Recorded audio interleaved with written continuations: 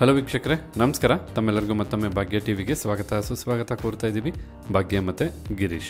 ಸ್ನೇಹಿತರೆ, ಇವತ್ತಿನ ವಿಡಿಯೋದಲ್ಲಿ ಇನ್ಸ್ಟೆಂಟ್ ಆಗಿ ರವಾ ಊತಪ್ಪನ ಯಾವ ರೀತಿ ಮಾಡೋದು ಅಂತ ತಿಳಿಸ್ಕೊಡ್ತಾ ಇದ್ದೀವಿ.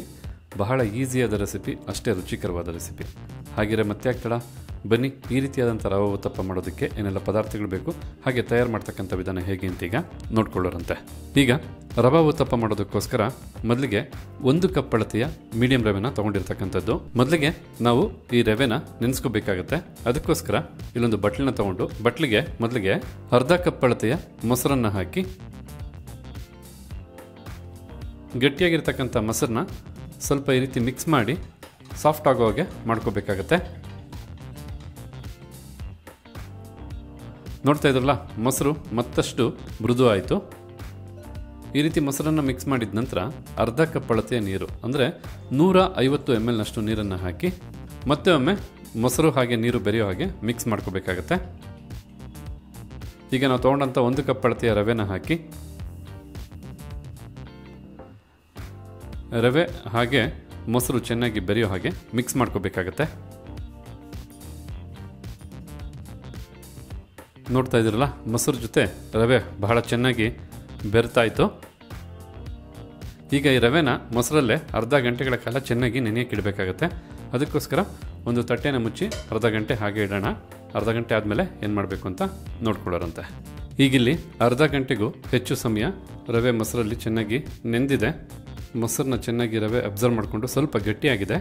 ಈ ರೀತಿ ರವೆ ಚೆನ್ನಾಗಿ ಹೊಂದ್ಕೊಂಡಾದ ನಂತರ ಬಹಳ ಚಿಕ್ಕದಾಗಿ ಕಟ್ ಮಾಡಿದಂಥ 1 ಈರುಳ್ಳಿ, ಅದೇ ರೀತಿಯಾಗಿ ಬಹಳ ಚಿಕ್ಕದಾಗಿ ಕಟ್ ಮಾಡಿದಂಥ 1 ಟೊಮೊಟೊ ಹಣ್ಣು,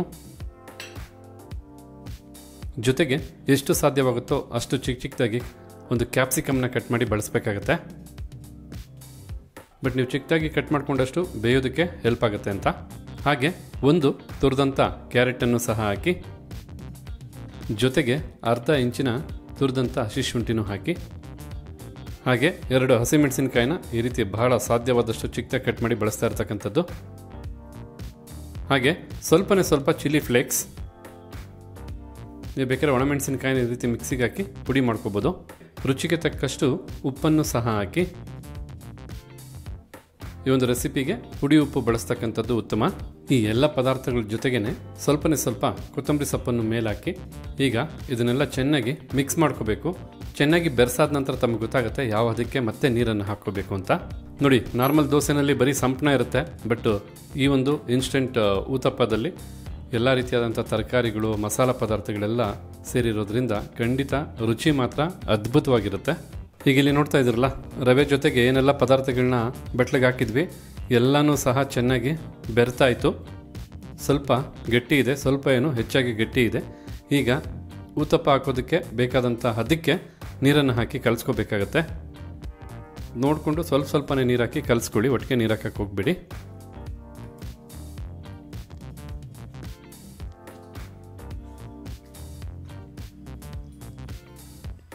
ನೀರನ್ನು ಹಾಕಿ ಚೆನ್ನಾಗಿ ಮಿಕ್ಸ್ ಮಾಡಿದ ನಂತರ ಈ ಒಂದು ಹದಕ್ಕೆ ಈ ಒಂದು ಸಂಪಣ ಸಿದ್ಧವಾಗಿದೆ ಅಂತ ಹೇಳ್ಬೋದು. ಸ್ವಲ್ಪ ಗಟ್ಟಿಯಾಗಿ ಇರಬೇಕು. ಈ ಒಂದು ಹದಕ್ಕೆ ಚೆನ್ನಾಗಿ ಕಲಸಿ ನೋಡಿ ಒಂದು ಊತಪ್ಪನ ಹಾಕಿ, ಹದ ಕರೆಕ್ಟಾಗಿದ್ರೆ ಓಕೆ, ಇಲ್ಲಾಂದರೆ ಇನ್ನೂ ಸ್ವಲ್ಪ ಹೆಚ್ಚು ನೀರು ಸೇರಿಸ್ಕೊಂಡು ಮತ್ತೆ ನೀವು ಊತಪ್ಪನ ಸಿದ್ಧ ಮಾಡ್ಕೋಬೋದು. ಈಗ ಊತಪ್ಪನ ಸಿದ್ಧ ಮಾಡೋದಕ್ಕೋಸ್ಕರ ಒಂದು ಕಾವಲಿನ ಬಿಸಿ ಮಾಡ್ಕೊಳ್ತಾ ಇರ್ತಕ್ಕಂಥದ್ದು. ಕಾವಲಿನ ಹೈ ಫ್ಲೇಮ್ನಲ್ಲೇ ಬಿಸಿ ಮಾಡಿಕೊಂಡು ಊತಪ್ಪ ಹಾಕ್ತಕ್ಕಂಥ ಸಮಯದಲ್ಲಿ ಲೋ ಫ್ಲೇಮ್ಗೆ ಇಟ್ಕೊಂಡು ಊತಪ್ಪನ ಹಾಕಬೇಕಾಗತ್ತೆ.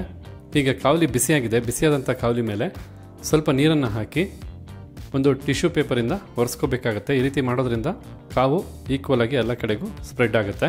ಒಂದು ಊತಪ್ಪ ಹಾಕೋದಕ್ಕೆ ಎಷ್ಟು ಬೇಕೋ ಅಷ್ಟು ಹಿಟ್ಟನ್ನು ಹಾಕಿ, ಸ್ವಲ್ಪ ಮಂದಕ್ಕೆ ಬರುತ್ತಿದ್ದು, ತುಂಬ ತೀರಾ ದೋಸೆ ಥರ ಹಾಕೋದಕ್ಕಾಗೋದಿಲ್ಲ. ನೋಡ್ತಾ ಇದ್ದೀರಲ್ಲ, ಈ ಒಂದು ಹದಕ್ಕೆ ಈ ಒಂದು ಸೈಜಲ್ಲಿ ಊತಪ್ಪನ ಸಿದ್ಧ ಮಾಡ್ಕೋಬೋದು. ಯಾಕೆಂದರೆ ತರಕಾರಿಗಳು ಎಲ್ಲನೂ ಸೇರಿಸಿರೋದ್ರಿಂದ ಈ ಒಂದು ಮಂದದಲ್ಲೇ ಈ ಒಂದು ಊತಪ್ಪನ ಸಿದ್ಧ ಮಾಡೋದಕ್ಕೆ ಸಾಧ್ಯ. ಈಗ ಸ್ವಲ್ಪ ಊತಪ್ಪ ಬೆಂದಿದೆ, ಮೇಲೆ ಸ್ವಲ್ಪ ಎಣ್ಣೆನ ಹಾಕ್ಕೊಳ್ಳೋಣ.